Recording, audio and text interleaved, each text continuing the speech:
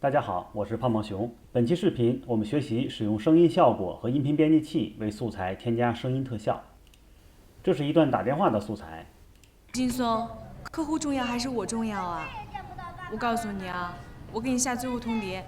给这段素材添加一个电话的声音效果。点击时间线右上角的效果浏览器，这里是软件内置的视频和声音效果，选择声音分类。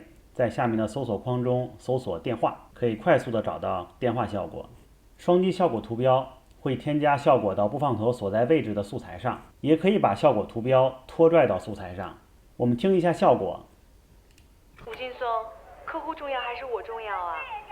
我告诉你啊，我给你下最后通。在检查器中，我们可以看到声音页面里面已经有了刚刚添加的电话效果，这里可以调整效果的参数。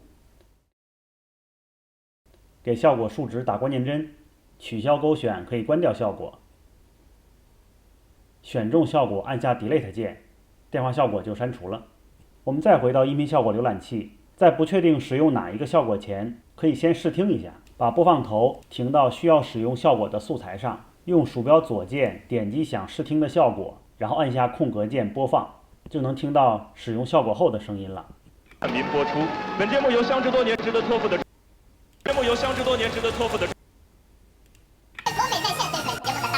这样多听几个效果，确定哪一个效果合适。我们可以把选中的效果都添加到素材上。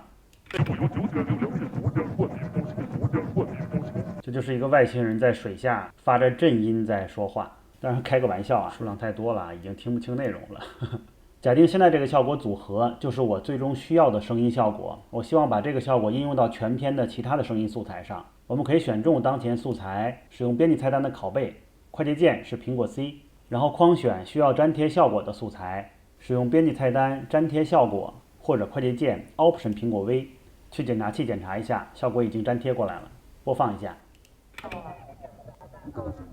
在上期视频中，我们学习过在时间线上用关键帧制作音量的渐变效果。声音效果也可以在时间线上添加关键帧，比在检查器中操作更直观。我们再回到这段主持人的口播素材，在素材上右键打开音频编辑器窗口，快捷键是 Ctrl+A。在这里也可以看到我们刚刚添加的效果，左边的勾选是效果开关，选中 Delete 也可以把效果删掉。我们添加一个房间的混响效果，展开显示，拖动这个控制线调节参数和在检查器中调节参数的效果是一样的。我们听一下。和水中贵族百岁山联合特约播音。现在呢，我们按下 Option 键，点击控制线，添加2个关键帧位置，把前一个数值调到0。人力六两为演讲者加油，爱我就要99爱。本节目由99爱六两面独家冠名。